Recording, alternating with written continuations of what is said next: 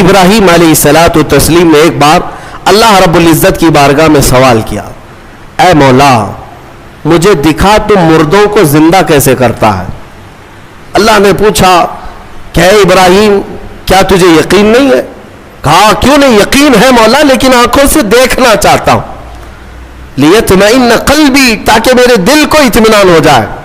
سنو، اللہ مردوں کو زندہ کرتا ہے یا نہیں کرتا ہے؟ رب تبارک و تعالیٰ قادر مطلق ہے، سب بکھر جانے کے بعد بھی وہ دوبارہ زندہ کرے گا۔ ہاں کئی واقعات ہیں، حضرت عزیر علیہ السلام کا واقعہ بھی آج ہم نے تلاوت کیا۔ ایک نبی تھے اللہ کے، 33 سال کی عمر تھی، وہ اپنے خچر پر جا رہے تھے، ایک بستی کو دیکھا اجڑی ہوئی تھی، اجڑی ہوئی۔ انہوں نے یہ پوچھا اللہ کی بارگاہ میں کہ مولا یہ سب پوری بستی اجڑ گئی، یہاں نہ سبزے اگتے ہیں، نہ درخت، نہ پودے، کچھ نہیں، کیا پھر اس بستی کو تو دوبارہ زندہ کرے گا؟ تو حضرت عزیر علیہ السلام کو اسی وقت نیند لگ گئی، سو گئے۔ وہ سوئے تو 100 سال کے لیے سو گئے، 100 سال کے لیے وہی سو گئے، اور جس خچر پر آئے تھے، جو کھانا لے کر کے آئے تھے، اس کو بھی نیند لگ گئی۔ نیند کیا ہے؟ موت کی بہن ہے، اللہ نے سلا دیا۔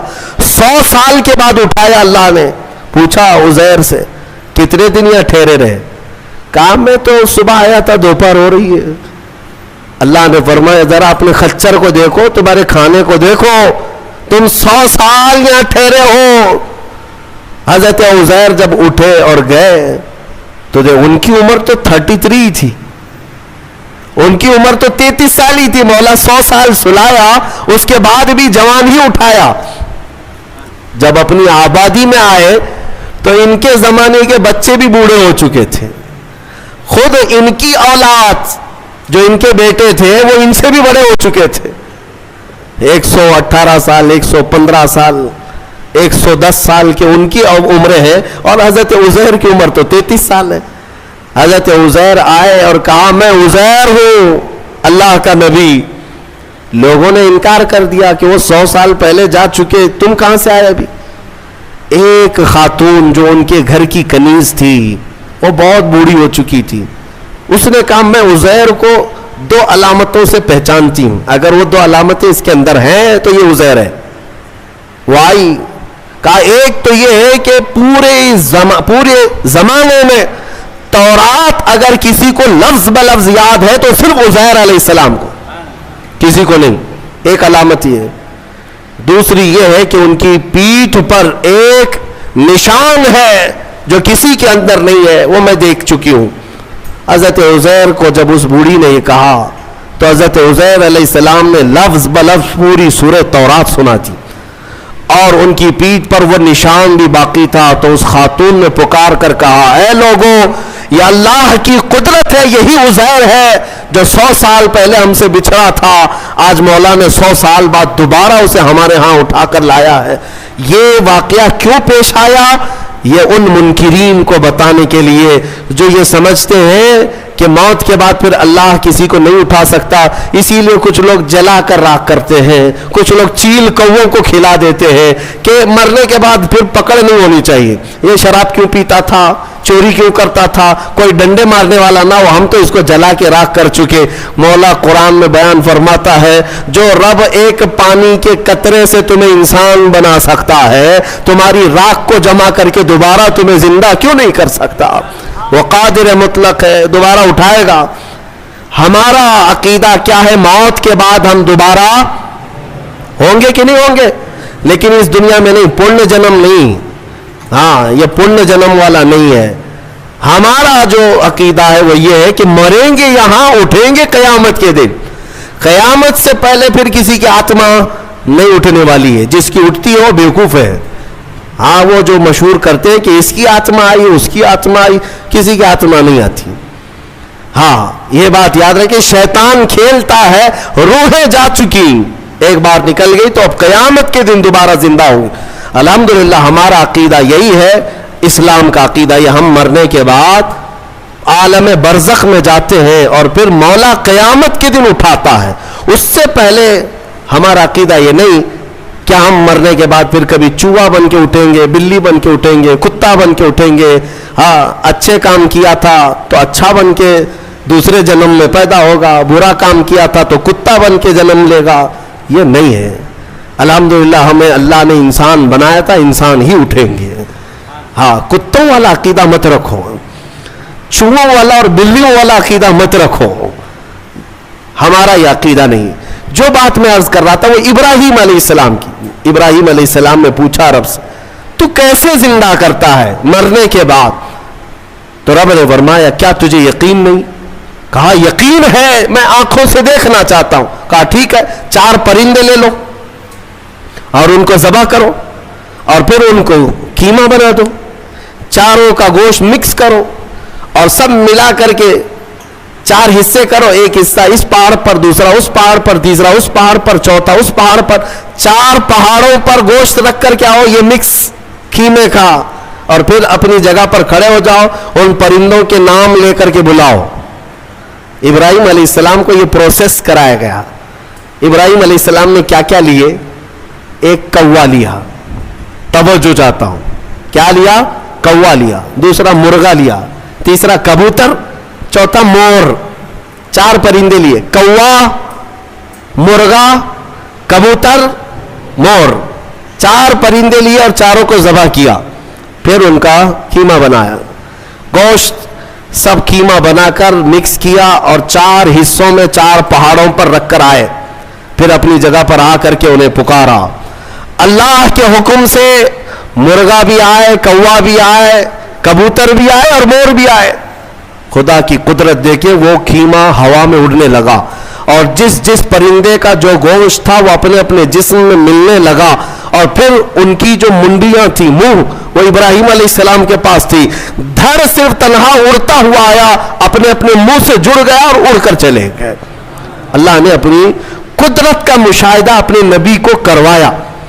ابراہیم علیہ السلام, مردوں کو مولا کیسے زندہ کرتا ہے یہ نبی کو سامنے کر کے دکھایا گیا. لیکن صوفیہ کرام کی بھی ایک تعلیم ہوتی ہے. میر عبد الواحد بلگرامی رضی اللہ عنہ, سبع سنابل شریف کے مصنف, فرماتے ہیں ابراہیم علیہ السلام کو یہ پروسیس کیوں کرایا گیا؟ یہ 4 پرندے آپ نے کیوں لیے؟ صوفیہ کے جو نقطے ہوتے ہیں بڑے اہم ہوتے ہیں. میں نے 4 پرندے کہا, یاد ہے نا 4 پرندے؟ ہاں, وہ ایسی ہی نہیں ہے کہ فارمیلٹی کے لیے میں نے آپ کے سامنے گنا دیے. توجہ, کوا, مرغا, کبوتر, مور, یہی 4 پرندے کیوں؟ ابراہیم علیہ السلام نے جو لیے. اولیاء کرام کی ایک جماعت کا کہنا یہ ہے کہ اصل میں ان پرندوں کی ایک ایک خصوصیت ہے, ایک ایک خصوصیت ہے. کوے کی خصوصیت ہے لالچ بہت ہوتی ہے اس کے اندر, لالچی بہت ہے, اس کا پیٹ کبھی نہیں بھرتا. ارے پورے پورے مردے بھینسوں پر بیٹھتا ہے, اس کو ایسا لگتا ہے کہ پورا کھا جاؤں گا, لیکن ہوتا اتنا پیٹ ہے. لالچ ہے, بہت زیادہ لالچ. دوسرا پرندہ ہے مرغا. مرغے کے اندر شہوت بہت زیادہ ہے, شہوت, عورتوں کی خواہش.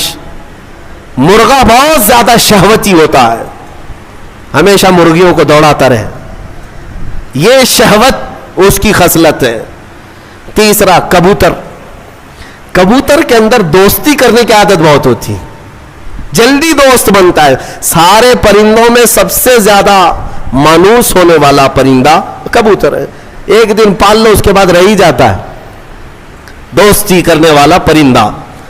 چوتھا مور ہے.